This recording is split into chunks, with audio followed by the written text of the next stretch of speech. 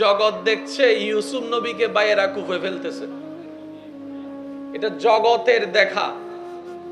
আল্লাহ পাক বলে যে এই ইউসুফকেই আমি রাজ সিংহাসনে বসাবো।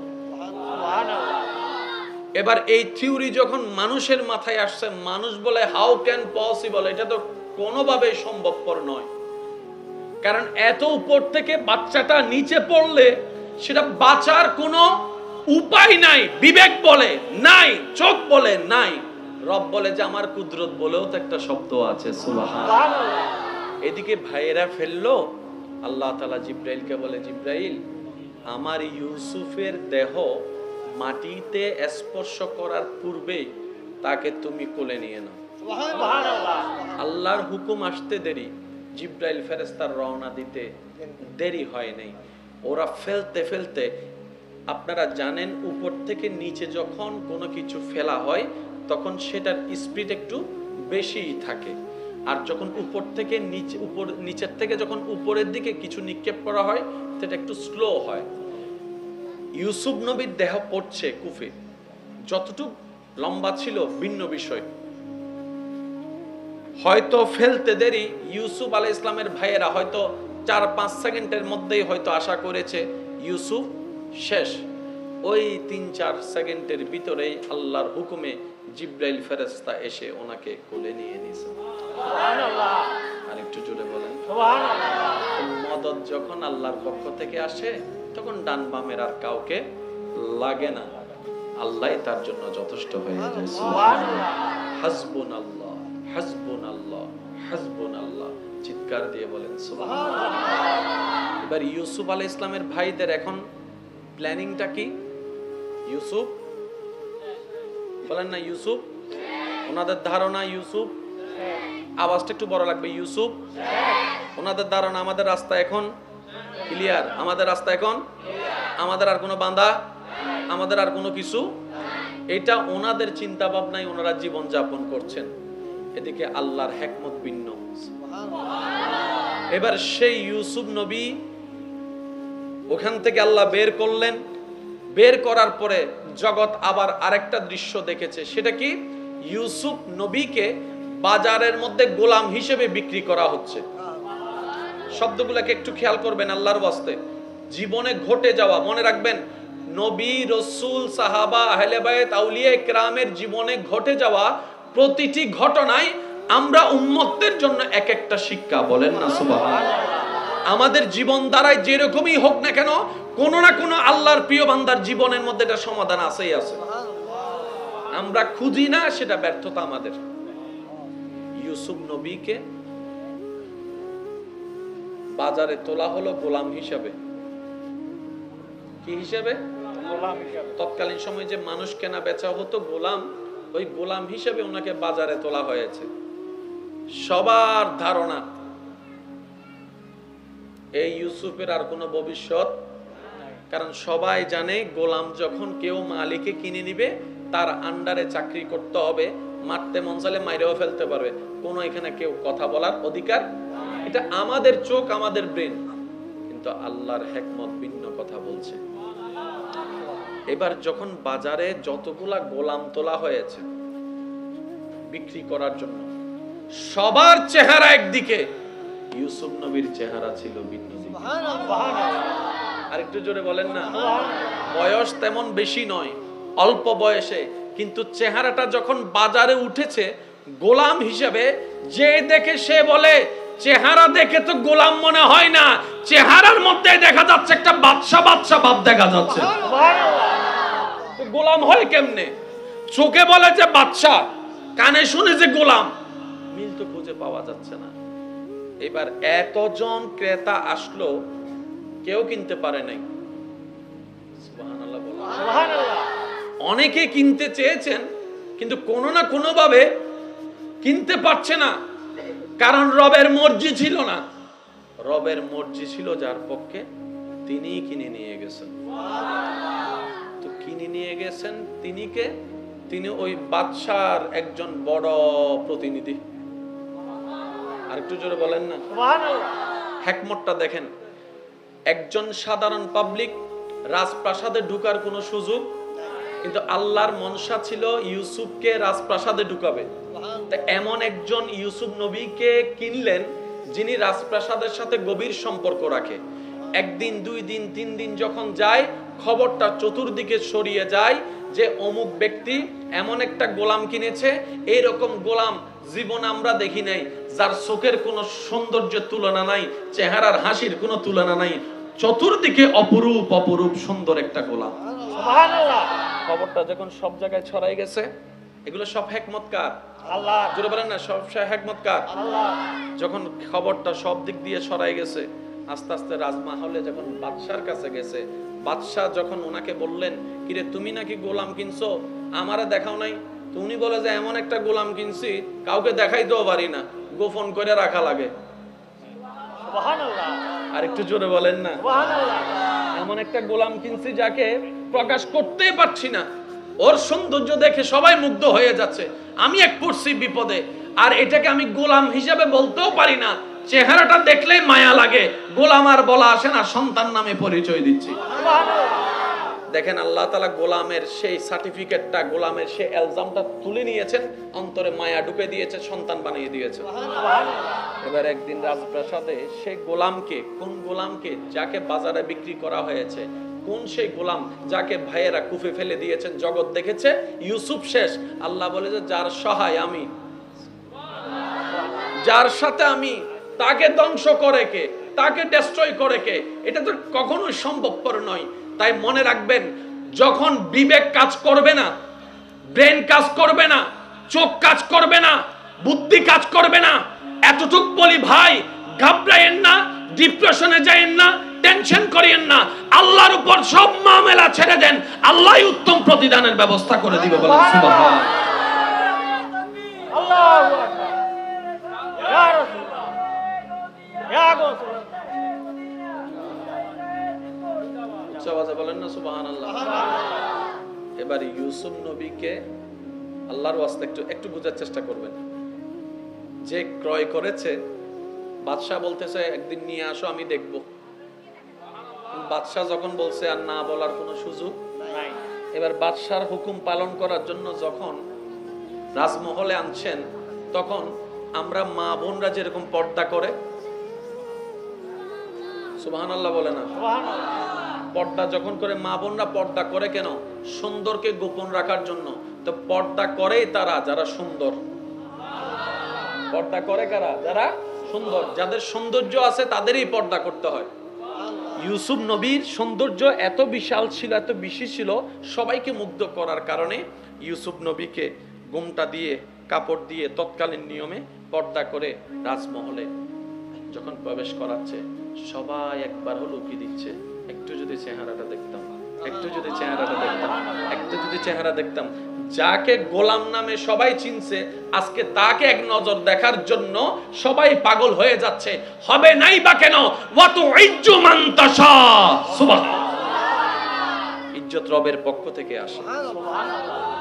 যখন বাদশার সামনে প্রেজেন্ট করা হয়েছে, গোমটাটা তুলতে দেরি, বাদশা দেখেই কাইত। জগৎ যেটা বলেছে মিথ্যা বলে নাই। সুবহানাল্লাহ। এর চেহারায় গোলামের কোনো ভাব নাই, এর চেহারার মধ্যে তো বাদশা বাদশা ভাব। এবার বাদশাই বলে যে তোমার জিনিস আমারে দিয়ে দাও। সে বলে যে হুজুর দোয়াও চাই, মাফও চাই, আপনি আমার সব নেন, এটা নিয়েন না। আর মনে হয় সিডেঙ্গে সুবহানাল্লাহর আওয়াজে আর কেন বড় হবো আল্লাহ সুবহানাল্লাহ না, রোহিঙ্গা তাইলে চুপ করি, তাও খবরদার নমাইতো। যারা সিডেঙ্গে আসো, মেড ইন সিডাং আর ভাই কল, তারা একবার হন সুবহানাল্লাহ। আর কেন জোর হন না সুবহানাল্লাহ। কষ্ট হচ্ছে আপনাদের? বাদশা বলে যে এটা আমারে দে। হুজুর আপনি আমার জান লই আলান, এটা নিয়েন না। যাকে সবাই ঘৃণা করার কথা ছিল, আজকে সবাই তাকে ভালোবাসতে পাগল হয়ে গেছে। আপনি আমি ভালোবাসা, মায়া খুঁজি কার থেকে, কোন জায়গা থেকে, কেন খুঁজতেছি, দরকার কি? আমাদের শুধু একটা কাজ, যে কোনো উপায়ে নবী রাহমাতুল লিল আলামিনের ভালোবাসার সুন্নত নিয়ে রবের প্রিয় হওয়া। যে রবের প্রিয় হবে সৃষ্টি জগৎ তাকে ভালোবাসবেই বাসবে। আর ভালোবাসবে মানে আপনার বদনাম থাকবে না, বিষয়টি কিন্তু তা নয়। ভালোবাসবে মানে সৃষ্টি জগৎ আল্লাহ ভালোবাসবে মানে আপনার বদনাম থাকবে না, গীবত থাকবে না, বিষয়টি কিন্তু টোটালি তা নয়। মনে রাখবেন, আল্লাহ যাকে ভালোবাসে কিংবা আল্লাহ যাকে ভালোবাসতে চায়, আল্লাহ যাকে প্রিয় বানাতে চায়, তার উপর বিপদ বাড়িয়ে দেয়, মুসিবত বাড়িয়ে দেয়, কষ্ট বাড়িয়ে দেয়, শারীরিক কষ্ট বাড়িয়ে দেয়, অর্থনৈতিক কষ্ট বাড়িয়ে দেয়, পারিবারিক কষ্ট বাড়িয়ে দেয়, বদনাম বাড়িয়ে দেয়, জিল্লতি বাড়িয়ে দেয়, অপমান বাড়িয়ে দেয়, গীবত বেড়ে যায়, দুশমন বেড়ে যায়, আপনরাও পর হয়ে যায়, যাদেরকে খাওয়ায় তারাও পর্যন্ত পিঠে ছুরি মারতে প্রস্তুত হয়ে যায়। মনে রাখবেন, যখনই জীবনে এমন কিছু অনাকাঙ্ক্ষিত ঘটনা আপনার চোখের সামনে আসবে, আপনার বিবেকের সামনে আসবে, এতটুক মনকে স্থির করিয়ে নেন, আল্লাহ তাআলা আমাকে ধৈর্যের পরীক্ষা নিচ্ছেন। সুবহানাল্লাহ, আল্লাহ আমার ধৈর্যের পরীক্ষা নিচ্ছেন। কেন? কারণ আল্লাহ তাআলা একমাত্র ধৈর্য ধারণকারীর সাথেই থাকেন। ইন্নাল্লাহা মা'আস সাবিরিন। তো রবের সাথী হওয়ার জন্য ধৈর্যের দরকার, ধৈর্য ধরার জন্য বিপদ আপদ কষ্টের সম্মুখীন হওয়ার দরকার। বলেন না সুবহানাল্লাহ। শুনেন, যেই কষ্ট সহ্য করার পরে মালিককে পাবো, সে কষ্ট তার কষ্ট থাকে না। ঠিক না বেঠিক বলেন না? যে কষ্ট সহ্য করার পরে যদি মালিক রাজি হয়, এটার কষ্ট থাকে না। তো এই কষ্টটার চাইতে মহাগুণ আনন্দ বেশি চলে আসে তখন। আর একটু জোরে বলা যাবে সুবহানাল্লাহ। এবার ইউসুফ নবীর একটু আল্লাহর ওয়াস্তে একটু শুনেন। এখন ইউসুফ নবী কোথায়? রাজপ্রাসাদে। কোথায়? কার সাথে? রাজার সাথে। কার সাথে? কার মহলে? জোরে বলেন, কার মহলে? রাজা মশাই হুকুম দিল ইউসুফের প্রতি আলাদা নজরদারি রাখা হোক, খেদমত করা হোক, তার জন্য রাজকীয় খাবার পেশ করা হোক। বাইরে চিন্তা করলো কি, আর আল্লাহ ইউসুফ নবীকে দিচ্ছে কি? আর একটু জোরে বলেন না। সেজন্য আমি একটা কথা মনে প্রাণে বিশ্বাস করি, জীবনে উন্নতি হওয়ার জন্য দুশমনের দরকার আছে। দুশমন না থাকলে, পিছু মানুষ না থাকলে কখনো কেউ আগাইতে পারবে না। বদনামকারী কি সামনে থাকে না পিছনে থাকে? দুশমন কি সামনে থাকে না পিছনে থাকে? তো তিনি পিছনে নিজে থেকেই তো আপনাকে সামনে এগিয়ে রেখেছেন।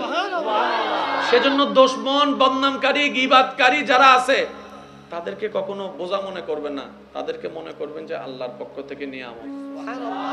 তারা আপনার জন্য বদদুয়া দিতে থাকবে, আপনি তাদের জন্য দোয়া দিতে থাকবেন। জগৎ দেখবে ওখান থেকে বদদুয়া আসতেছে, আপনার থেকে দোয়া যাচ্ছে। এটা হচ্ছে জগতের পয়েন্ট অফ ভিউ। যখন আল্লাহর রহমতের দৃষ্টি দিয়ে আপনি একটু দেখবেন, দেখার চেষ্টা করবেন, তখন দেখবেন তার বদদুয়াটা তার কাছে চলে যাচ্ছে, আপনার করা দোয়াটাই আপনার কাছে চলে আসতেছে। এবার বলেন, আমাদের কি বদদুয়া দরকার নাকি দোয়ার দরকার? জোরে বলেন, কি দরকার? তো দোয়া পাবো কখন? যখন অন্যের জন্য দোয়া করব। বদদুয়া করলে আসবে কি? কেন জোরে বলেন না? বদদুয়া করলে আসবে কি? ঘৃণা করলে আসবে কি? ভালোবাসলে ভালোবাসা আসবে, দোয়া দিলে দোয়া আসবে। সিস্টেম এটাই। সুবহানাল্লাহ। এটা কারোর জন্য চেঞ্জ হবে? মুসা নবী মাঠ থেকে কাছে না দূরে? জোরে বলেন না। মুসা নবী মাঠ থেকে কাছে না দূরে? দূরে। এবার এই জিনিসটা কি ভালো নাকি দুঃখের জিনিস? জোরে বলেন না। দুঃখের জিনিস। এবার হিকমত যেহেতু আল্লাহর, আরেকটু জোরে বলেন। একদিকে সন্তানকে বাঁচানোর জন্য মা নিজের মায়া মমতা ছেড়ে দিয়ে সন্তানকে বাসিয়ে দিলেন, এই মনকে বুঝ দিয়ে থাকলে তো আমার কাছে হত্যা করবে, যাক অন্তত বাসায় দিলাম, আল্লাহ যেদিকে নিয়ে যায়। আল্লাহর নামে যখন ছেড়ে দিয়েছে, আল্লাহ সেটা ঠিকানা লাগিয়ে দিয়েছেন। সুবহানাল্লাহ। এবার মুসা নবী ছোটবেলা, বাচ্চা বয়স, শিশু বয়স, উনি খাচ্ছে না কোনো কিছুই, খাচ্ছে না কোনো কিছু। এবার ফেরাউনের অন্তরে মুসা নবীর জন্য কেমন যেন একটা মায়া মায়া ভাব শুরু হয়ে গেল।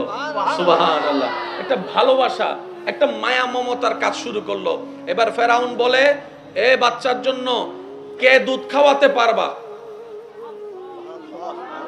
আর একটু জোরে বলেন না।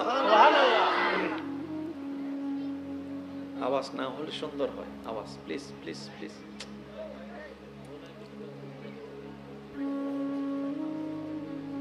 একবার বলেন আলহামদুলিল্লাহ। আলহামদুলিল্লাহ। ফেরাউন বলতেছে এই বাচ্চার জন্য একটা মা দরকার, যে বাচ্চাটাকে খাওয়াবে। এবার মা খুঁজতে লাগলো, মাটা আছে কোথায়, মাটা আছে কোথায়, মাটা আছে কোথায়। এক একজন আসে, মুসা নবী কারো স্তন মুখে নেয় না। আর একটু জোরে। এই হাজার হাজার যতগুলো আসছে, এখানের ভিতর একজন মা যখন ওনাকে কোলে নিয়ে স্তনটা মুখে দিয়েছেন, মুসা নবী সাথে সাথে খাওয়া শুরু করলেন। এবার ফেরাউন বলে যে তুমি টাইমে টাইমে এসে ওনাকে খাওয়াইতে থাকো, খাওয়াইতে থাকো। এবার জগৎ বলে এতজনের স্তন মুখে নেয় নাই, নীলটা কার? জগৎ যখন প্রশ্ন করে, মুসা নবী উত্তর দিলেও আমার মায়ের স্তনেই আমি মুখে নিয়েছি। জগৎ ভাবলো কি, আল্লাহর হিকমত কি? একটা কথা সবসময় মাথায় রাখবেন, জীবন চলার পথে আমরা অনেক কিছু শুনি, আমরা অনেক কিছু দেখি, আমরা অনেক রকমের ভাবি, অনেক রকমের প্ল্যানিং করি, অনেক রকমের চেষ্টা করি। দিন শেষে সেটাই হয় যেটা রব চায়। আর একটু জোরে। তো দিন শেষে যখন সেটাই হয় যেটা রব চায়, তাহলে বুদ্ধিমান কারা? যারা আগে থেকেই বলে আমার কোনো চাওয়া নাই, প্ল্যানিং নাই, সব রবের নামের উপরেই ছেড়ে দিয়েছে। সুবহানাল্লাহ। তখন রব সেটাই করে যেটা বান্দা চায়। আবার বলছি, কথাটা একটু মনে বসানোর চেষ্টা করি আমরা সবাই। বান্দার চাওয়া আর রবের চাওয়া যখন ভিন্ন হয়, তখন সেটা দুঃখ নামে আমরা চিনি, কষ্ট নামে আমরা চিনি। কষ্ট বলতে কিছুই নেই। কষ্ট তখনই হয়, দুঃখ তখনই হয় যখন বান্দার চাওয়ার সাথে রবের চাওয়ার মধ্যে মিল খায় না। আর সেই দুঃখ সুখ হয়ে যায় যখন বান্দার চাওয়াটা রবের চাওয়ার উপর সন্তুষ্ট হয়ে যায়। সুবহানাল্লাহ। সুখী হওয়ার সবচাইতে একদম সহজ ফর্মুলা, আল্লাহ তুমি যা দিয়ে খুশি, আমি সেটা পেয়ে খুশি। তুমি দিলেও আলহামদুলিল্লাহ, তুমি না দিলেও আলহামদুলিল্লাহ। এই মন যে বানাতে পারবে, একদিনে তো আর হবে না। যেহেতু আমরা একটা অভ্যাসে বড় হয়েছি, একদিনে তো গাছে এক লাফে তো উঠা যায় না। চেষ্টা যদি করি, হুয়াল্লাযী আনজালাস সাকিনাতা ফি কুলুবিল মুমিনিন আয়াতের ছায়া হয়তো আল্লাহ আমাদের ভিতরে দান করে দিতে পারেন। সুবহানাল্লাহ। কষ্ট হচ্ছে আপনাদের? কষ্ট হচ্ছে আপনাদের? এবার ইমানদার ভাইরা একটু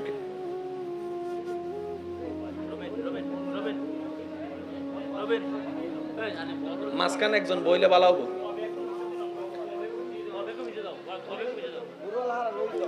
জন্ম আমার নবীর যুগে হলে কেমন হতো,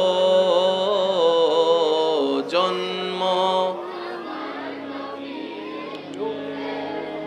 হলে দুনয়নে রাসূল পাক দেখিলে হতো, দুনয়নে রাসূল পাক দেখিলে কেমন হতো, জন্ম আমার নবীর যুগে হলে কেমন হতো। আর একটু জোরে, জন্ম আমার নবীর যুগে হলে কেমন হতো।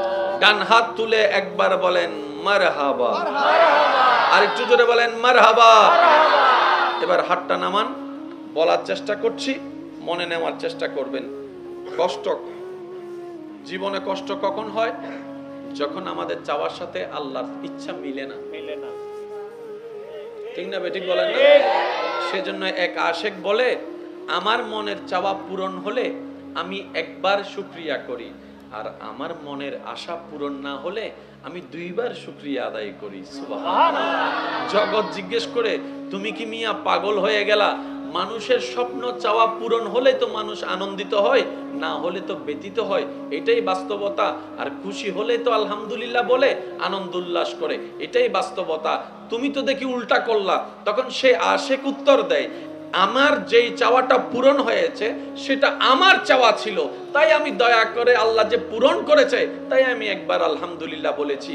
আর যে চাওয়াটা আমার পূরণ হয় নাই সেটা তো আমার রবের চাওয়া ছিল, আমার রবের চাওয়া ছিল। আর রবের চাওয়ার উপরে সন্তুষ্ট থাকাই হচ্ছে বুদ্ধিমান বান্দার কাজ। বলেন না সুবহানাল্লাহ। আল্লাহ আমাদের সবাইকে একটু বুঝার তৌফিক দান করুন। এবার আসুন, বাহ্যিকভাবে দেখা যাচ্ছে মুসা নবী বেসাহারা। আমাদের বিবেক চোখে বলে, যখন ঘটনাটা যারা দেখছে তারা বলে মুসা নবী বেসাহারা হয়ে গেছে। আল্লাহ পাক বলে যার সাহারা আমি। আমার মনে হয় সুবহানাল্লাহর আওয়াজ আর একটু জোরে হবে। আল্লাহ তাআলা বলে যার সাহারা আমি, সে আবার বেসাহারা হয় কিভাবে? বান্দা বলে মওলা মুসার মাথার উপর থেকে ছাদ চড়ে গিয়েছে। আল্লাহ পাক বলে মুসার মাথার উপর থেকে যে ছাদ সরাইয়েছি এর চাইতে বেটার ছাদ আমি ব্যবস্থা করতেছি। সুবহানাল্লাহ। মওলা মুসা নবী তো অনিরাপদ জায়গায় চলে যাচ্ছে পানির উপর বেশি বেশি। রব বলে যে যতটুকু অনিরাপদ তোদের বিবেক বলছে তার চাইতে বড় নিরাপদের ব্যবস্থা আমি করে দিচ্ছি। বলেন সুবহানাল্লাহ। কারণ দুশমনকে খুঁজে বাহিরে, ঘরের ভিতর কখনো দুশমনকে খুঁজে না। তাই বাহিরের দুশমন চেনা যায়, দেখা যায়, কিন্তু দুশমন যখন ঘরের ভিতরে থাকে, আপনদের ভিতরে থাকে, বন্ধুদের ভিতরে থাকে, রক্তের ভিতরে থাকে, তখন কিন্তু তাকে চেনা যায় না। যখন ঘরের ইঁদুর বেড়া কাটে তখন কিন্তু আর কিছু করা যায় না। মুসা নবীকে আল্লাহ দুশমনের কাছে পাঠিয়ে দিয়েছেন, ওখানেই বড় করার ব্যবস্থা করে দিয়েছেন। সুবহানাল্লাহ। আল্লাহ যখন সহায় হয় আর কিচ্ছু লাগে না, কিচ্ছু লাগে না। আল্লাহ সহায় হয় কখন? যখন আপনি আমি অন্যের সহায় হব। আর একটু জোরে বলেন না সুবহানাল্লাহ। আল্লাহ সহায় হবে কখন? যখন আপনি আমি অন্যের সহায় হব, অন্যের উপকারে লাগবো, অন্যের ভালো কাজে লাগবো, অন্যের রাস্তা পরিষ্কার করব, অন্যের প্রশংসায় থাকব, অন্যের দোষ গোপন করব, অন্যের ইজ্জত হেফাজত করব, অন্যের খাওয়ার ব্যবস্থা করব, অন্যের পানির ব্যবস্থা করব, অন্যের মুখের হাসির কারণ হব। তখনই রব আমাদের সুখের কারণ হবে। এটার টোটাল ছোট্ট একটা বিষয় বোঝার চেষ্টা করি। আপনার মোবাইল যদি আমার ছেলে ভাঙে, আপনি কিন্তু আমার ছেলে থেকে মোবাইলটা ড্যামারিজ খুঁজবেন না, আমার থেকে খুঁজবেন। আপনার ছেলে মোবাইল ভাঙছে, আমাকে ড্যামারিজ দেন। ভাঙলো কে, খুঁজলেন কার থেকে? তখন আপনিই বলবেন উনি তো আপনারই সন্তান, ওনার অভিভাবক তো আপনি, সুতরাং আপনাকেই দিতে হবে। কমন ব্যাপার। এইবার আমি করছি চাচার জন্য, রব দিচ্ছে আমাকে। আরেকটু জোরে বলেন না সুবহানাল্লাহ। আমি করছি দুশমনের জন্য, রব দিচ্ছে আমাকে। আমি করছি ওনার জন্য যিনি মামলা দিয়েছেন আমার নামে, রব দিচ্ছেন আমাকে। আমি দিচ্ছি আমার বউকে, রব দিচ্ছে আমাকে। আমি দিচ্ছি আমার মামিকে, মামাকে, রব দিচ্ছেন আমাকে। বিষয়টা বুঝলে আসলো না। তখন রব বলে তোমার মামা মামি, চাচা চাচি, ভাই বোন, স্বামী স্ত্রী, এগুলা হচ্ছে দুনিয়াতে চলার জন্য সাময়িক একটা পরিচয় মাত্র, নাম মাত্র, যেটা কুল্লু নাফসিন যায়িকাতুল মউতের মাধ্যমে সমস্ত পরিচয় বিলীন হয়ে একটা পরিচয় শুধু বিস্তার করবে, একটা পরিচয় শুধু অস্তিত্ব থাকবে। সবাই বলবে লাশ, সবাই বলবে লাশ। ডাক্তার সেদিন কেউ আর বলবে না, ইমাম সেদিন কেউ আর বলবে না, বড় ভাই সেদিন আর কেউ বলবে না। সবাই বলবে লাশের গাড়িটা আনো, সবাই বলবে লাশের গাড়িটা প্রস্তুত করো, লাশকে গোসল দেওয়ানোর ব্যবস্থা করো। তখন আর অন্য নাম থাকবে না। রব বলে তোমাদের যে নামের পরিচয় সেগুলো সাময়িক, সবচাইতে তোমাদের বড় পরিচয় হচ্ছে তোমরা সবাই আমি রবের বান্দা। সুবহানাল্লাহ। তো সুতরাং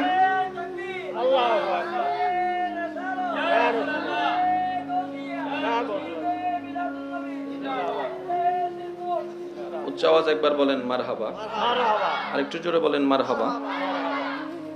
সুতরাং তোমরা স্বামী স্ত্রী হিসেবে দেখিও না, স্ত্রীকে স্বামী হিসেবে ক্ষমা করিও না। আমি রবের বান্দা হিসেবে একজন আরেকজনকে ক্ষমা করে দাও। আর একটু জোরে বলেন না। আচ্ছা বলেন, পৃথিবী থেকে আমরা চাইলেও আজীবন বেঁচে থাকতে পারবো? কত ক্ষমতাসীন দুনিয়ার থেকে বিদায় নিয়েছে।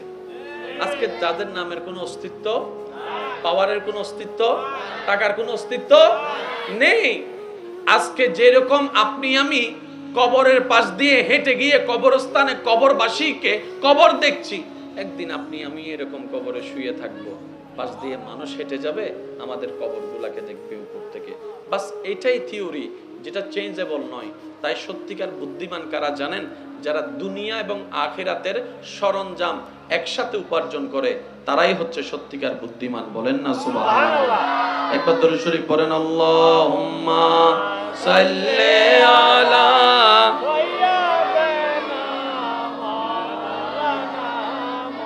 ওয়া আলা আলি। জগৎ দেখছে ইউসুফ নবীকে বাইরা কুফে ফেলতেছে, এটা জগতের দেখা। আল্লাহ পাক বলে যে এই ইউসুফকেই আমি রাজ সিংহাসনে বসাবো। এবার এই থিওরি যখন মানুষের মাথায় আসছে, মানুষ বলে হাউ ক্যান পসিবল, এটা তো কোনোভাবেই সম্ভবপর নয়।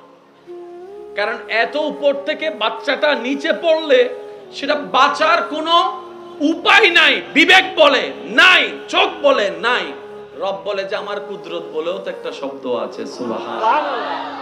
এদিকে ভাইয়েরা ফেললো, আল্লাহ তাআলা জিব্রাইলকে বলে, জিব্রাইল আমার ইউসুফের দেহ মাটিতে স্পর্শ করার পূর্বে তাকে তুমি কোলে নিয়ে নাও। সুবহানাল্লাহ। আল্লাহর হুকুম আসতে দেরি, জিব্রাইল ফেরেশতার রওনা দিতে দেরি হয় নাই। ওরা ফেলতে ফেলতে, আপনারা জানেন উপর থেকে নিচে যখন কোনো কিছু ফেলা হয় তখন সেটার স্পিড একটু বেশিই থাকে, আর যখন উপর থেকে নিচে, নিচের থেকে যখন উপরের দিকে কিছু নিক্ষেপ করা হয় সেটা একটু স্লো হয়। ইউসুফ নবীর দেহ পড়ছে কুফে, যতটুকু লম্বা ছিল ভিন্ন বিষয়, হয়তো ফেলতে দেরি। ইউসুফ আলাইহিস সালামের ভাইয়েরা হয়তো 4-5 সেকেন্ডের মধ্যেই হয়তো আশা করেছে ইউসুফ শেষ।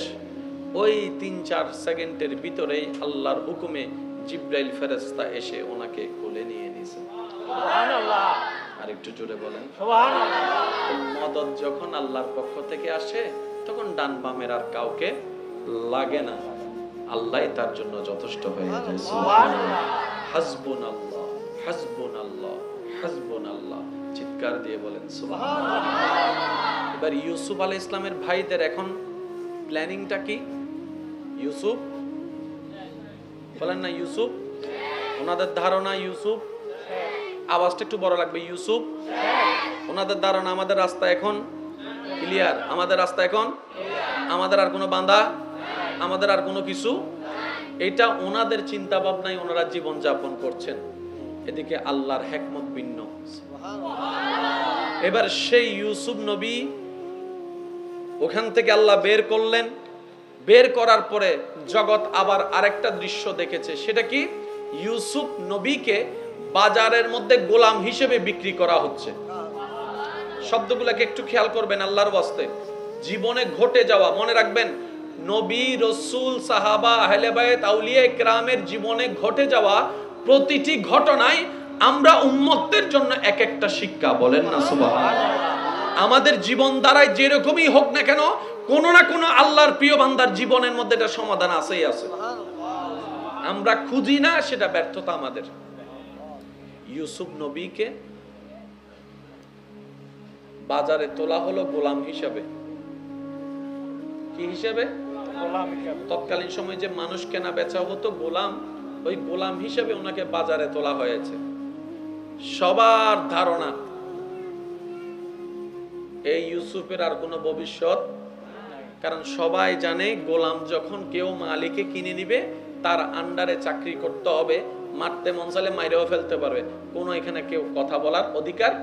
এটা আমাদের চোখ, আমাদের ব্রেন, কিন্তু আল্লাহর হিকমত ভিন্ন কথা বলছে। এবার যখন বাজারে যতগুলা গোলাম তোলা হয়েছে বিক্রি করার জন্য, সবার চেহারা একদিকে, ইউসুফ নবীর চেহারা ছিল ভিন্ন দিকে। আর একটু জোরে বলেন না।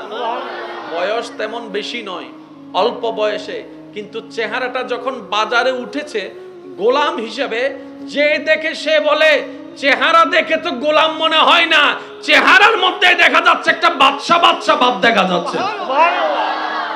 গোলাম হয় কেমনে? চোখে বলে যে বাদশা, কানে শুনে যে গোলাম, মিল তো খুঁজে পাওয়া যাচ্ছে না। এবার এতজন ক্রেতা আসলো, কেউ কিনতে পারে নাই। সুবহানাল্লাহ বলা। সুবহানাল্লাহ। অনেকে কিনতে চেয়েছেন, কিন্তু কোনো না কোনো ভাবে কিনতে পারছে না, কারণ রবের মর্জি ছিল না। রবের মর্জি ছিল যার পক্ষে, তিনিই কিনে নিয়ে গেছেন। তো কিনে নিয়ে গেছেন তিনি কে? তিনি ওই বাদশার একজন বড় প্রতিনিধি। আর একটু জোরে বলেন না সুবহানাল্লাহ। হিকমতটা দেখেন, একজন সাধারণ পাবলিক রাজপ্রাসাদে ঢোকার কোনো সুযোগ, কিন্তু আল্লাহর মনসা ছিল ইউসুফকে রাজপ্রাসাদে ঢুকাবে। তো এমন একজন ইউসুফ নবীকে কিনলেন যিনি রাজপ্রাসাদের সাথে গভীর সম্পর্ক রাখে। একদিন, 2 দিন, 3 দিন যখন যায়, খবরটা চতুর্দিকে ছড়িয়ে যায় যে অমুক ব্যক্তি এমন একটা গোলাম কিনেছে। এইরকম গোলাম জীবন আমরা দেখি নাই, যার চোখের কোনো সৌন্দর্যের তুলনা নাই, চেহারার হাসির কোনো তুলনা নাই, চতুর্দিকে অপরূপ অপরূপ সুন্দর একটা গোলাম। সুবহানাল্লাহ। খবরটা যখন সব জায়গায় ছড়াই গেছে, এগুলো সব হিকমত কার? আল্লাহ। জোরে বলেন না, সব হিকমত কার? আল্লাহ। যখন খবরটা সব দিক দিয়ে ছড়াই গেছে, আস্তে আস্তে রাজমহলে যখন বাদশার কাছে গেছে, বাদশা যখন ওনাকে বললেন, কিরে তুমি নাকি গোলাম কিনছো, আমারে দেখাও নাই? তো উনি বলে যে এমন একটা গোলাম কিনছি, কাউকে দেখাইতেও পারি না, গোপন করে রাখা লাগে। সুবহানাল্লাহ। আর একটু জোরে বলেন না সুবহানাল্লাহ। এমন একটা গোলাম কিনছি যাকে প্রকাশ করতেই পারছি না, ওর সৌন্দর্য দেখে সবাই মুগ্ধ হয়ে যাচ্ছে, আমি এক পড়ছি বিপদে, আর এটাকে আমি গোলাম হিসেবে বলতেও পারি না, চেহারাটা দেখলেই মায়া লাগে, গোলাম আর বলা আসে না, সন্তান নামে পরিচয় দিচ্ছি। দেখেন আল্লাহ তাআলা গোলামের সেই সার্টিফিকেটটা, গোলামের সেই এলজামটা তুলে নিয়েছেন, অন্তরে মায়া ঢুকে দিয়েছে, সন্তান বানিয়ে দিয়েছে। এবার একদিন রাজপ্রাসাদে সেই গোলামকে, কোন গোলামকে? যাকে বাজারে বিক্রি করা হয়েছে। কোন সেই গোলাম যাকে ভাইয়েরা কুফে ফেলে দিয়েছেন, জগৎ দেখেছে ইউসুফ শেষ। আল্লাহ বলে যে যার সহায় আমি, যার সাথে আমি, তাকে ধ্বংস করে কে, তাকে ডেস্ট্রয় করে কে? এটা তো কখনোই সম্ভবপর নয়। তাই মনে রাখবেন, যখন বিবেক কাজ করবে না, ব্রেন কাজ করবে না, চোখ কাজ করবে না, বুদ্ধি কাজ করবে না, এতটুক বলি ভাই, ঘাবড়ায়েন না, ডিপ্রেশনে যায়েন না, টেনশন করিয়েন না, আল্লাহর উপর সব মামলা ছেড়ে দেন, আল্লাহই উত্তম প্রতিদানের ব্যবস্থা করে দিবে। বলেন সুবহানাল্লাহ। আল্লাহু আকবার। ইয়া রাসূলুল্লাহ, ইয়া রাসূলুল্লাহ। সবাই বলেন না সুবহানাল্লাহ। এবার ইউসুফ নবীকে আল্লাহর ওয়াস্তে একটু বোঝার চেষ্টা করবেন। যে ক্রয় করেছে, বাদশা বলতেছে একদিন নিয়ে আসো, আমি দেখব। বাদশা যখন বলছে আর না বলার কোনো সুযোগ নাই। এবার বাদশার হুকুম পালন করার জন্য যখন রাজমহলে আনছেন, তখন আমরা মা বোনরা যেরকম পর্দা করে, সুবহানাল্লাহ বলে না, পর্দা যখন করে, মা বোনরা পর্দা করে কেন? সুন্দরকে গোপন রাখার জন্য। তো পর্দা করেই তারা যারা সুন্দর। পর্দা করে কারা? যারা সুন্দর, যাদের সৌন্দর্য আছে তাদেরই পর্দা করতে হয়। ইউসুফ নবীর সৌন্দর্য এত বিশাল ছিল, এত বেশি ছিল, সবাইকে মুগ্ধ করার কারণে ইউসুফ নবীকে গোমটা দিয়ে, কাপড় দিয়ে তৎকালীন নিয়মে পর্দা করে রাজমহলে যখন প্রবেশ করাচ্ছে, সবাই একবার হলো উকি দিচ্ছে, একটু যদি চেহারাটা দেখতাম, একটু যদি চেহারাটা দেখতাম, একটু যদি চেহারা দেখতাম। যাকে গোলাম নামে সবাই চিনছে, আজকে তাকে এক নজর দেখার জন্য সবাই পাগল হয়ে যাচ্ছে। হবে নাই বা কেন? ওয়াতু ইজ্জু মান তাশা। সুবহানাল্লাহ। ইজ্জত রবের পক্ষ থেকে আসে। যখন বাদশার সামনে প্রেজেন্ট করা হয়েছে, গোমটাটা তুলতে দেরি, বাদশা দেখেই কাইত। জগৎ যেটা বলেছে মিথ্যা বলে নাই।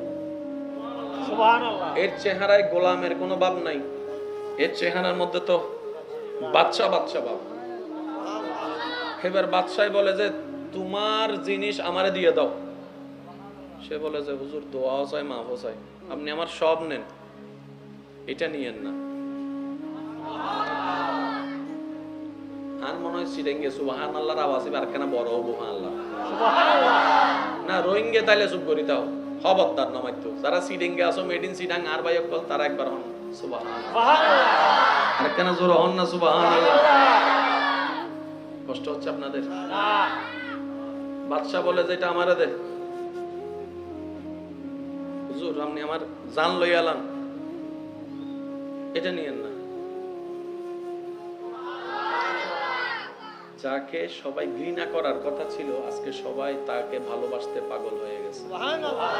আপনি আমি ভালোবাসা মায়া খুঁজি কার থেকে, কোন জায়গা থেকে, কেন খুঁজতেছি, দরকার কি? আমাদের শুধু একটা কাজ, যে কোনো উপায়ে নবী রাহমাতুল লিল আলামিনের ভালোবাসার সুন্নত নিয়ে রবের প্রিয় হওয়া। যে রবের প্রিয় হবে সৃষ্টি জগৎ তাকে ভালোবাসবেই বাসবে। আর ভালোবাসবে মানে আপনার বদনাম থাকবে না, বিষয়টি কিন্তু তা নয়। ভালোবাসবে মানে সৃষ্টি জগৎ আল্লাহ ভালোবাসবে মানে আপনার বদনাম থাকবে না, গীবত থাকবে না, বিষয়টি কিন্তু টোটালি তা নয়।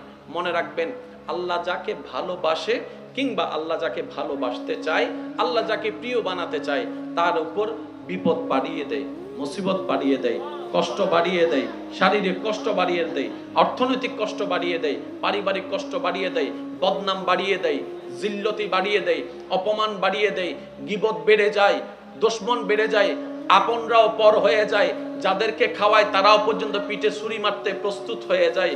মনে রাখবেন, যখনই জীবনে এমন কিছু অনাকাঙ্ক্ষিত ঘটনা আপনার চোখের সামনে আসবে, আপনার বিবেকের সামনে আসবে, এতটুক মনকে স্থির করিয়ে নেন, আল্লাহ তাআলা আমাকে ধৈর্যের পরীক্ষা নিচ্ছেন। সুবহানাল্লাহ, আল্লাহ আমার ধৈর্যের পরীক্ষা নিচ্ছেন।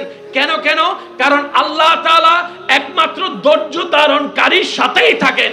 ইন্নাল্লাহা মা'আস সাবিরিন। তো রবের সাথী হওয়ার জন্য ধৈর্যের দরকার, ধৈর্য ধরার জন্য বিপদ আপদ কষ্টের সম্মুখীন হওয়ার দরকার। বলেন না সুবহানাল্লাহ। শুনেন, যেই কষ্ট সহ্য করার পরে মালিককে পাবো, সে কষ্ট তার কষ্ট থাকে না। ঠিক না বেঠিক বলেন না? যে কষ্ট সহ্য করার পরে যদি মালিক রাজি হয়, এটার কষ্ট থাকে না। তো এই কষ্টটার চাইতে মহাগুণ আনন্দ বেশি চলে আসে তখন। আর একটু জোরে বলা যাবে সুবহানাল্লাহ। এবার ইউসুফ নবীর একটু আল্লাহর ওয়াস্তে একটু শুনেন। এখন ইউসুফ নবী কোথায়? রাজপ্রাসাদে। কোথায়? কার সাথে? রাজার সাথে। কার সাথে? কার মহলে? জোরে বলেন, কার মহলে? রাজা মশাই হুকুম দিল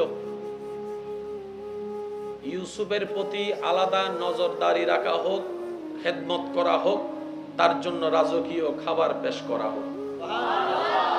বাইরে চিন্তা করলো কি, আর আল্লাহ ইউসুফ নবীকে দিচ্ছে কি? আর একটু জোরে বলেন না। সেজন্য আমি একটা কথা মনে প্রাণে বিশ্বাস করি, জীবনে উন্নতি হওয়ার জন্য দুশমনের দরকার আছে।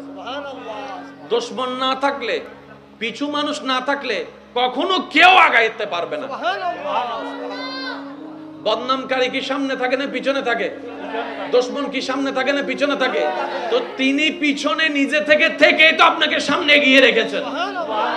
সেজন্য দুশমন, বদনামকারী, গীবাতকারী যারা আছে, তাদেরকে কখনো বোঝা মনে করবেন না, তাদেরকে মনে করবেন যে আল্লাহর পক্ষ থেকে নিয়ামত। তারা আপনার জন্য বদদুয়া দিতে থাকবে, আপনি তাদের জন্য দোয়া দিতে থাকবেন। জগৎ দেখবে ওখান থেকে বদদুয়া আসতেছে, আপনার থেকে দোয়া যাচ্ছে। এটা হচ্ছে জগতের পয়েন্ট অফ ভিউ। যখন আল্লাহর রহমতের দৃষ্টি দিয়ে আপনি একটু দেখবেন, দেখার চেষ্টা করবেন, তখন দেখবেন তার বদদুয়াটা তার কাছে চলে যাচ্ছে, আপনার করা দোয়াটাই আপনার কাছে চলে আসতেছে। এবার বলেন, আমাদের কি বদদুয়া দরকার নাকি দোয়ার দরকার? জোরে বলেন, কি দরকার? তো দোয়া পাবো কখন? যখন অন্যের জন্য দোয়া করব। বদদুয়া করলে আসবে কি? এখানে জোরে বলেন না। বদদুয়া করলে আসবে কি? ঘৃণা করলে আসবে কি? ভালোবাসলে ভালোবাসা আসবে, দোয়া দিলে দোয়া আসবে। সিস্টেম এটাই। সুবহানাল্লাহ। এটা কারোর জন্য চেঞ্জ হবে? মুসা নবী মাঠ থেকে কাছে না দূরে? জোরে বলেন না। মুসা নবী মাঠ থেকে কাছে না দূরে? দূরে। এবার এই জিনিসটা কি ভালো নাকি দুঃখের জিনিস? জোরে বলেন না। দুঃখের জিনিস। এবার হিকমত যেহেতু আল্লাহর, আরেকটু জোরে বলেন। একদিকে সন্তানকে বাঁচানোর জন্য মা নিজের মায়া মমতা ছেড়ে দিয়ে সন্তানকে বাসিয়ে দিলেন, এই মনকে বুঝ দিয়ে থাকলে তো আমার কাছে হত্যা করবে, যাক অন্তত বাসায় দিলাম, আল্লাহ যেদিকে নিয়ে যায়। আল্লাহর নামে যখন ছেড়ে দিয়েছে, আল্লাহ সেটা ঠিকানা লাগিয়ে দিয়েছেন। সুবহানাল্লাহ। এবার মূসা নবী ছোটবেলা, বাচ্চা বয়স, শিশু বয়স, উনি খাচ্ছে না কোনো কিছুই, খাচ্ছে না কোনো কিছু। এবার ফেরাউনের অন্তরে মূসা নবীর জন্য কেমন যেন একটা মায়া মায়া ভাব শুরু হয়ে গেল। সুবহানাল্লাহ। একটা ভালোবাসা, একটা মায়া মমতার কাজ শুরু করলো। এবার ফেরাউন বলে, এ বাচ্চার জন্য কে দুধ খাওয়াতে পারবা? আরেকটু জোরে বলেন না। আওয়াজ না হলে সুন্দর হয়, আওয়াজ প্লিজ প্লিজ প্লিজ।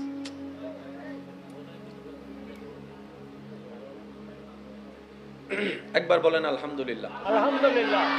ফেরাউন বলতেছে এই বাচ্চার জন্য একটা মা দরকার, যে বাচ্চাটাকে খাওয়াবে। এবার মা খুঁজতে লাগলো, মাটা আছে কোথায়, মাটা আছে কোথায়, মাটা আছে কোথায়। এক একজন আসে, মূসা নবী কারো স্তন মুখে নেয় না। সুবহানাল্লাহ। আরেকটু জোরে। সুবহানাল্লাহ।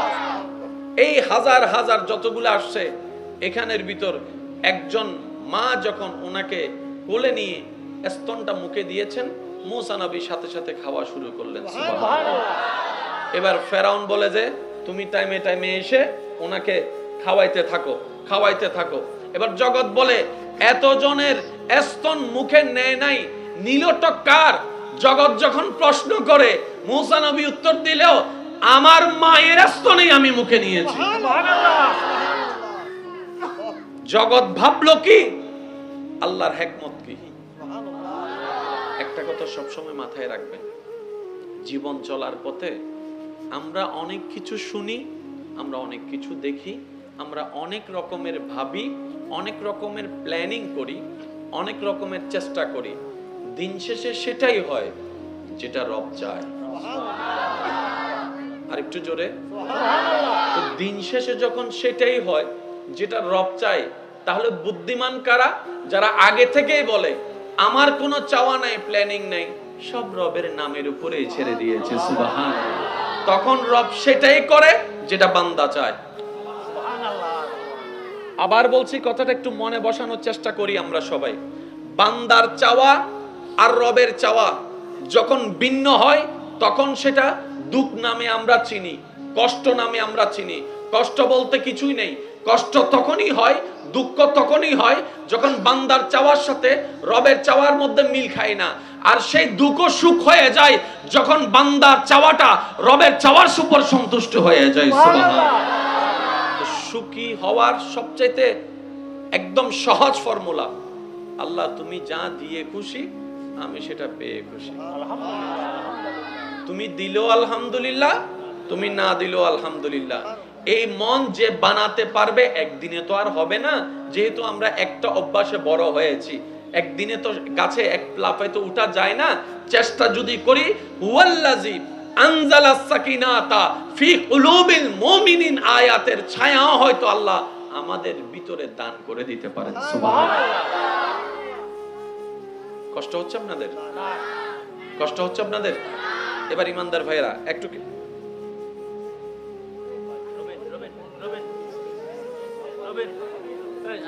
মাঝখানে একজন বইলে বালাবো।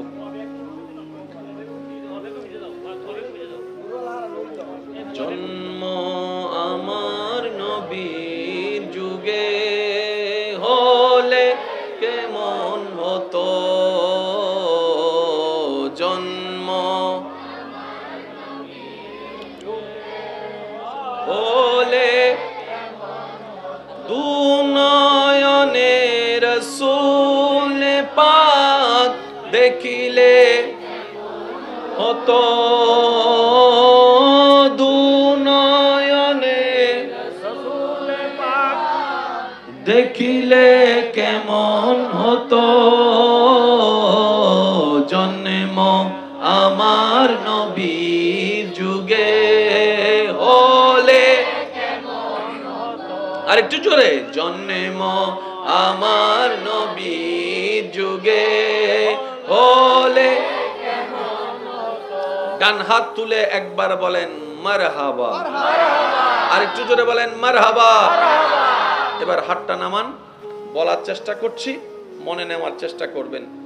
কষ্ট, জীবনে কষ্ট কখন হয়? যখন আমাদের চাওয়ার সাথে আল্লাহর ইচ্ছা মিলে না, মিলে না। ঠিক না বেঠিক বলেন না? সেজন্য এক আশেক বলে, আমার মনের চাওয়া পূরণ হলে আমি একবার শুকরিয়া করি, আর আমার মনের আশা পূরণ না হলে আমি দুইবার শুকরিয়া আদায় করি। সুবহানাল্লাহ। জগৎ জিজ্ঞেস করে, তুমি কি মিয়া পাগল হয়ে গেলা? মানুষের স্বপ্ন চাওয়া পূরণ হলে তো মানুষ আনন্দিত হয়, না হলে তো ব্যতীত হয়, এটাই বাস্তবতা। আর খুশি হলে তো আলহামদুলিল্লাহ বলে আনন্দ উল্লাস করে, এটাই বাস্তবতা। তুমি তো দেখি উল্টা করলা। তখন সে আশেক উত্তর দেয়, আমার যেই চাওয়াটা পূরণ হয়েছে সেটা আমার চাওয়া ছিল, তাই আমি দয়া করে আল্লাহ যে পূরণ করেছে তাই আমি একবার আলহামদুলিল্লাহ বলেছি। আর যে চাওয়াটা আমার পূরণ হয় নাই সেটা তো আমার রবের চাওয়া ছিল, আমার রবের চাওয়া ছিল। আর রবের চাওয়ার উপরে সন্তুষ্ট থাকাই হচ্ছে বুদ্ধিমান বান্দার কাজ। বলেন না সুবহানাল্লাহ। আল্লাহ আমাদের সবাইকে একটু বুঝার তৌফিক দান করুন। এবার আসুন, বাহ্যিকভাবে দেখা যাচ্ছে মুসা নবী বেসাহারা।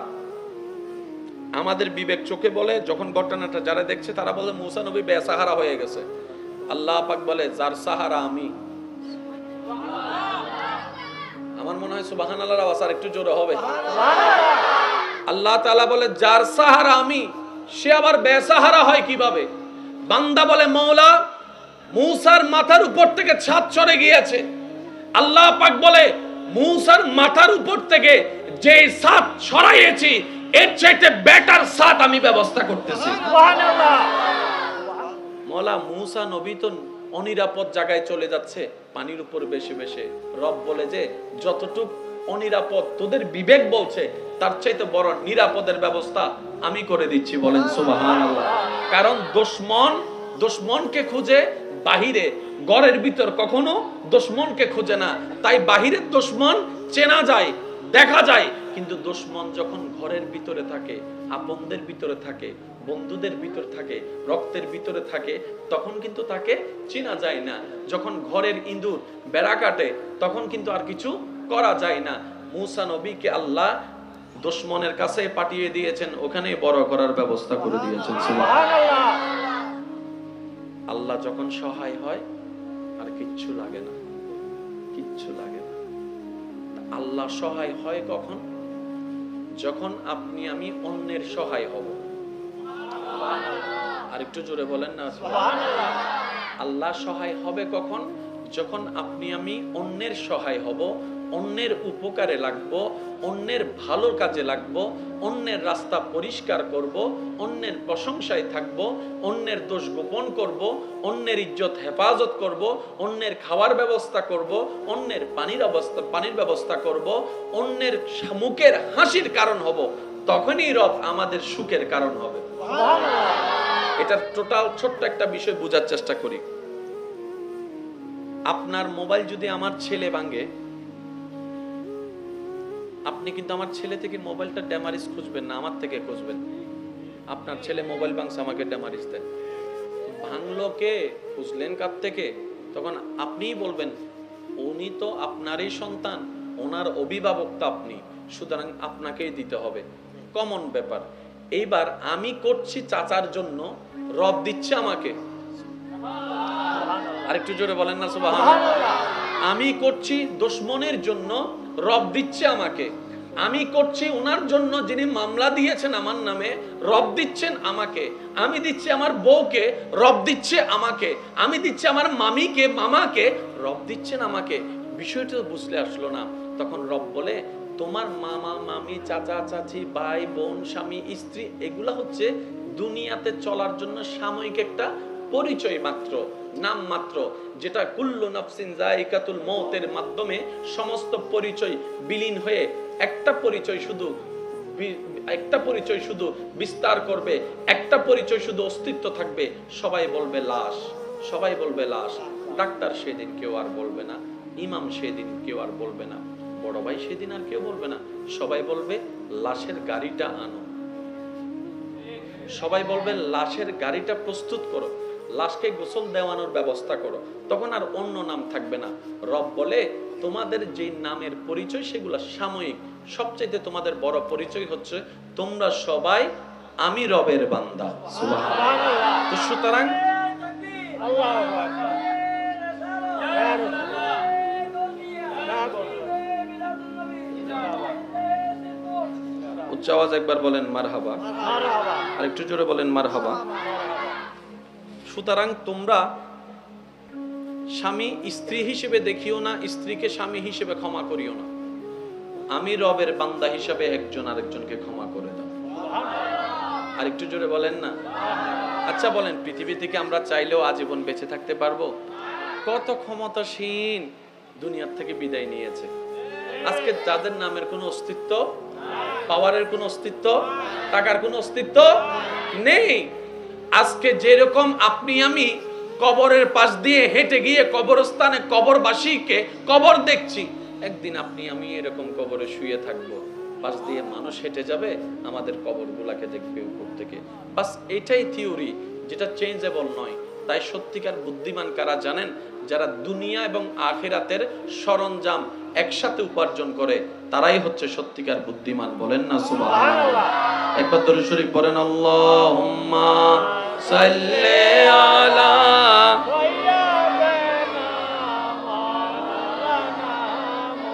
ওয়া আলা আলি। মন খুলে একবার দরুদ শরীফ পড়েন, আল্লাহুম্মা